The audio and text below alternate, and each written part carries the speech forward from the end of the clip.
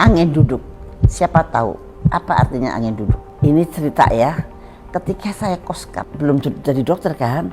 Nah itu kalau jaga malam, datanglah kereta, tek-tok, gotong orang.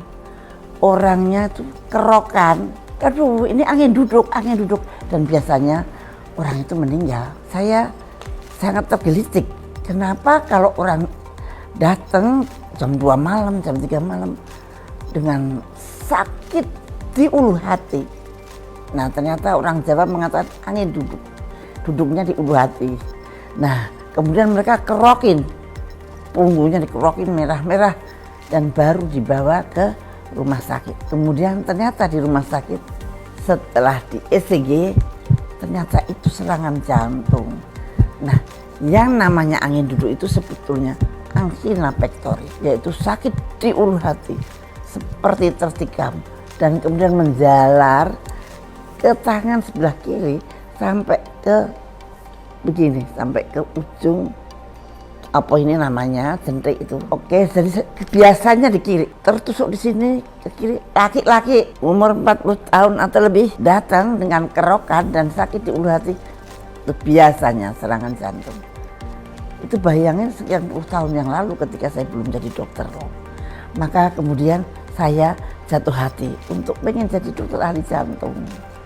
Nah itulah angin duduk, itu angina pectoris, di mana pembuluh darah koroner terjadi penyumbatan mendadak. Dan kemudian penyumbatan itu artinya darah yang harusnya dialirkan ke otot jantung tidak mengalir ke otot jantung, sehingga otot jantungnya berhenti karena sel-sel otot jantung yang harusnya menerima makanan dari darah yang dialirkan di situ menjadi mati. Semakin besar sel-sel yang mati di otot jantung, semakin besar orang itu akan mati. Maka sangat penting namanya golden period. Seberapa lama kalau sekarang, tapi sekarang dalam 6 jam setelah sakit jantung, insya Allah itu orang akan hidup lagi. Karena sekarang udah ada PTCA atau pemasangan ring atau di bedah mendadak.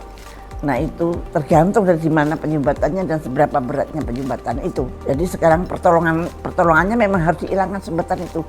Itulah angina pectoris yang saya kenal pertama. Dan akhirnya saya menjadi dokter jantung sekarang.